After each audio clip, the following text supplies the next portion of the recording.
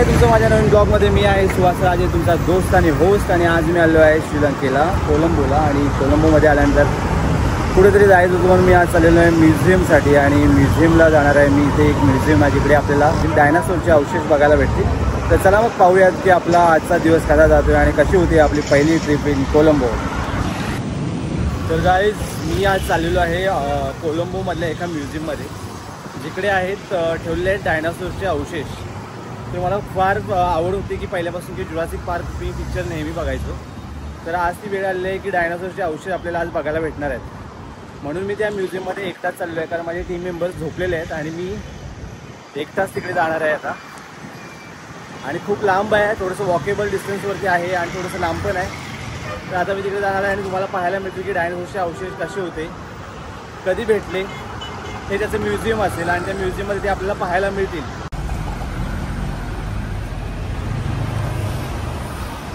या अशा प्रकारच्या कोलंबोमधल्या रिक्षा आहेत आणि बसेस पण आहेत, तुम्हाला दाखवणार आहे. ही आहे कोलंबोमधली 175 नंबरची बस, जी आता बस स्टॉपवरती थांबलेली आहे. अशा प्रकारच्या बसेस आहेत. आपल्या इकडे असतात लाल कलरच्या आणि इकडे आहेत पांढऱ्या कलरच्या. तुम्ही इथे बघू शकता की किती क्लीन आहे, पूर्ण क्लीन सिटी आहे. आणि इकडे समुद्राचं पाणीसुद्धा निळं दिसतंय. आणि आपल्या समुद्रामध्ये, मुंबईच्या समुद्रामध्ये चड्ड्या, बनियान, अंडरपॅन्ट सगळं पडलेलं असतं आणि सगळी घाण आणि खदूळ पाणी असते.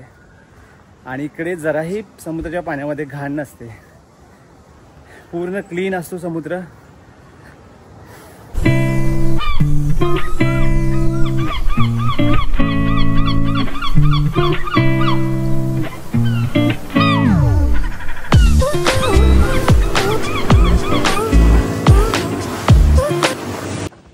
खूप चाललोय, घाम सुटलाय. तरीही अद्याप अजून मी पोहोचलेलो नाहीये. अजून 10 मिनिटं दाखवतात म्युझियमला पोहोचायला. त्या म्युझियममध्ये AC असेल तर फार छान गोष्ट होईल, कारण खूप घाम सुटलेला आहे आता.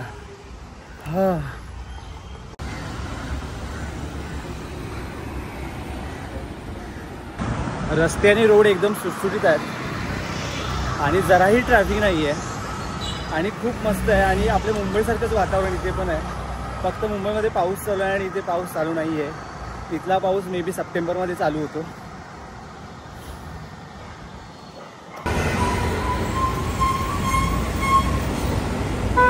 आणि मी फायनली पोहोचलेलो आहे म्युझियमच्या गेटवरती. आणि आता मला घ्यायची तिकीट आणि मग मी आतमध्ये जाणार आहे. हा कोलंबोमधला एक हिस्टॉरिकल म्युझियम आहे आणि आता मी चाललेलो आहे आत.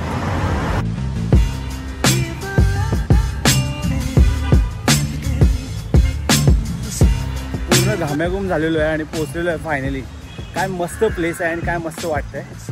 आता चला बघूया आतमध्ये जाऊन कसं आहे, कुठून एंट्री आहे माहिती नाही. खूप लांबपर्यंत गेलो होतो, म्युझियम बघितलं बाहेर नाही, खूप लांबपर्यंत चालत जावं लागलं, कारण कळलंच नाही की नेमकं कुठे जायचं आहे.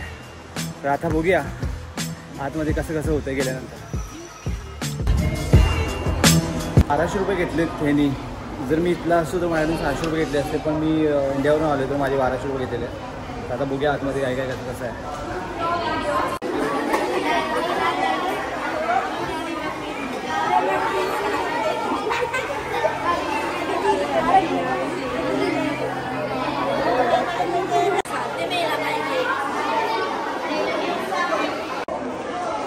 फायनली ते पोचलेलं आहे आणि ते पहिल्यांदाच बघायला भेटतं की इतिहासामध्ये इतिहासामध्ये जे आपण शिकवतो अश्मयुगाची माणसं, ते आपल्याला आज इथे पाहायला भेटतं. आणि ही आहेत दगडं आणि ही काही माणसांची हाडं आहेत, जी पुराण्या काळातली खूप मोठी मोठी हाडं आहेत. तुम्ही ते पॉज करून हे वाचू शकता जर तुम्हाला वाचायचं असेल तर. आणि ही आहेत दगडं ज्याच्यामुळे लोक पहिल्या काळी आग पेटवत होते. हीच ती दगडं, त्याच्यामुळे आग आज निर्माण झालेली आहे. आणि ते काही विशिष्ट प्रकारचे दगडंसुद्धा आहेत. मागच्या काळातील लोकांची तोंड किती मोठी होती हे तुम्हाला इथे पाहायला भेटणार आहे. आणि त्याच्यानंतर आपण पाहतोय की खुरपी, खोरी त्याचा कसा निर्माण झालेला आहे आणि त्याने कसा उपयोग केला आहे हे इथे पाहायला भेटतील. आणि ते काही दागदागिनेसुद्धा अवेलेबल आहेत, ते तुम्हाला पाहायला भेटतात. इथे आल्यानंतर मला असं वाटतं की पूर्ण इतिहासाची आठवण आज होते. लहानपणी पुस्तकात वाचलं होतं ते आता आम्हाला इथे बघायला मिळतं. इथे आहे पुराण्या काळातला वरवंटा आणि कात्री. आणि इथे आहे आपलं बुद्धांचं पितळेचं सँडल जे त्यांना बनवलं होतं त्या काळात. इकडे मला बघायला भेटलेलं आहे की बुद्धाचे जे सँडल्स होते ते पितळेचे होते असं तिथे लिहिलेलं होतं. आणि काही बुद्धांच्या मूर्त्याही तिथे अवेलेबल होत्या. बघायला मस्त वाटलं. अजून पुढे बघूया काय काय होतं आहे. इथे आहे मोठीशी नाव जी लाकडाची आहे, खूप वर्षापूर्वीची आहे, तुम्ही ते पाहू शकता. आणि काही नटराजच्या मूर्त्या आहेत आणि काही गणपतीच्या सुद्धा मूर्त्या आहेत ज्या 12व्या सेंचुरीमध्ये बनलेल्या आहेत. आणि ही आहे काही नाणी जी देवाणघेवाण करण्यासाठी पुराण्या काळात यूज होत होती. त्याच्यानंतर आपल्याला पाहायला भेटतं की तलवारी, जसं झालं चाकू, भाले, हे सुद्धा इतर सर्व गोष्टी इकडे अवेलेबल आहेत.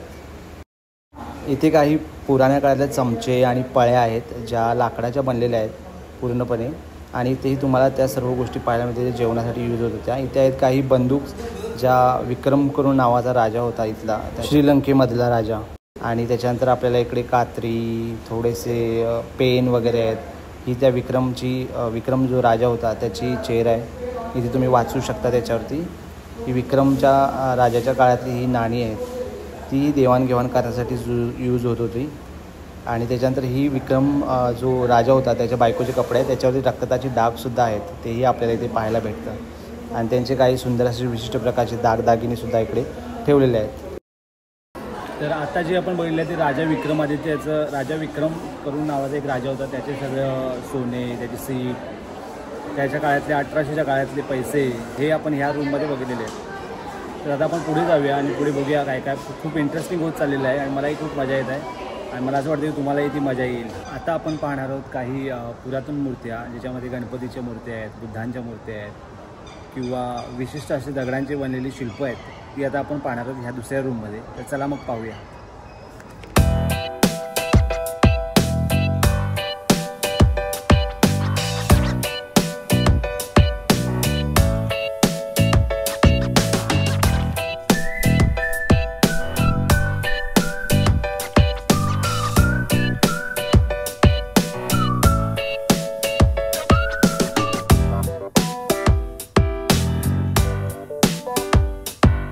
इथे आपल्याला पाहायला भेटते की 1800च्या काळामधले जे जानेमाने लोक होते किंवा श्रीलंकेमधले जे लोक होते त्यांनी कशा प्रकारचे कपडे बनवलेले आहेत किंवा कशा प्रकारचे कापड बनवलेले आहेत त्याच्याबद्दल काही थोडी माहिती इथे दिलेली आहे. आणि हे आहे त्यांचं मशीन ज्याच्यामध्ये ते कपडे बनलेले आहेत. आणि अशा प्रकारचे कपडे इकडे आपल्याला जुन्या काळातले त्यांची जी परंपरा आहे आणि प्रथा होती त्या प्रथांसारखे कपडे आपल्याला इथे पाहायला भेटतात. ही आणि पुन्हा आपल्याला बघायला भेटतात की जुन्या प्रकारची नाणी आहेत, ती देवाणघेवाण करण्यासाठी यूज होत होती. आणि खूप वेगवेगळ्या प्रकारची नाणी मला पाहायला भेटली तिथे.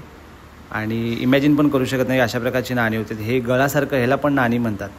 त्याच्यानंतर औषधं गोळ्या ठेवण्यासाठी हे जे कंटेनर्स आहेत हे त्या काळात वापरले जात होते. बघा किती मस्त प्रकारचे सुंदर असे कंटेनर्स आहेत गोळ्या ठेवण्यासाठी. आता आपण बघायला चाललो आहेत की जुन्या काळामधली हत्यारे म्हणजे जसंच तोफा, चाकू, भाले, बाण कशा प्रकारे वापरायचे आणि कसे होते ते आपण आता या पुढच्या रूममध्ये बघायला जाणार आहोत. तर बघूयात.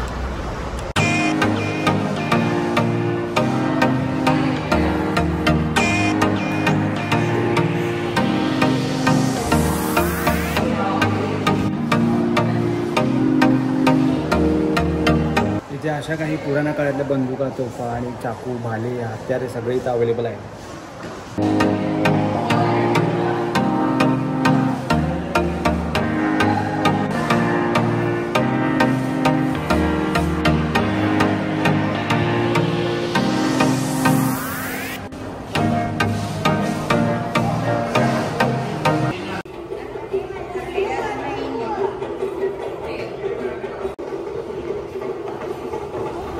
जसं जसं आपण पुढे जातो तसं आपल्याला म्हणजे साल वाढत जातात. आणि इथे काही 1875 मधले जे सामान आहे ते आपल्याला इथे पाहायला भेटतं. ही आहे बग्गी, तुम्हाला तर सगळ्यांना आता माहितीच असेल. या डायनासोर कधी बघायला भेटणार आहे समजत नाही आहे. खूप फिरलो आता, 2 शोध फिरलेले आहेत तरी डायनासोर अजून भेटलेले नाही. तर बघूया पुढे डायनासोर आपल्याला भेटतोय की नाही. इथे तुम्हाला पाहायला भेटेल जे आपण रेग्युलर पहिल्यापासून पाहतच आलो आहे आणि करतच आलो आहे, शेती. आणि शेतीसाठी जी नियमित अवजारे लागणारे आहेत म्हणजे ज्या ज्या गोष्टी आहेत ते तुम्हाला इथे पाहायला भेटतील. आणि ते आपण सर्वांनीच मला वाटतं पाहिलं असेल. 1900 पासूनचा पुढचा काळ आहे हा. इथे हे आपल्याला बघायला भेटतं.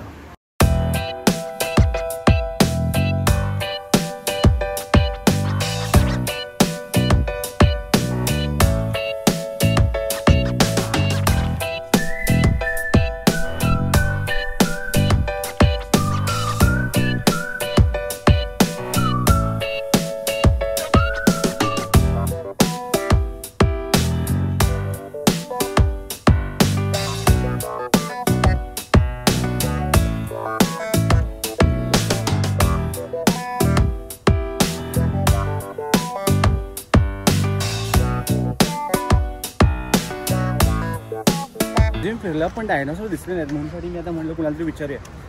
Excuse me ma'am, where is the dinosaur skeleton? Okay okay okay okay. वाघाचा मूड हाफ झालेला आहे. डायनासोर जिथे बघायचं होतं ते दुसरीकडेच होतं, मला वाटलं त्याच बिल्डिंगमध्ये होतं आणि ते मे बी क्लोज झालेलं आहे जिथे डायनासोरचे अवशेष ठेवले होते. पण ठीक आहे, काही हरकत नाही आहे, आपण येऊया पुन्हा कधीतरी. अजून आपण इथेच आहे. चलो see you guys, bye, take care. जर तुम्हाला हा ब्लॉग जर आवडला असेल तर लाईक, सबस्क्राईब आणि शेअर करायला विसरू नका. मी आहे सुहास राजे, तुमचा दोस्त आणि होस्ट. मला इथे जायला भेटलं नाही, पण मला सर्वांना तुम्हाला दाखवायचं होतं, कारण तुम्ही त्या आशेवरतीच हा व्हिडिओ बघत असाल असं मला वाटते, म्हणून मी इंटरनेटवरून काही क्लिप्स घेत आहे आणि ते अपलोड करत आहे.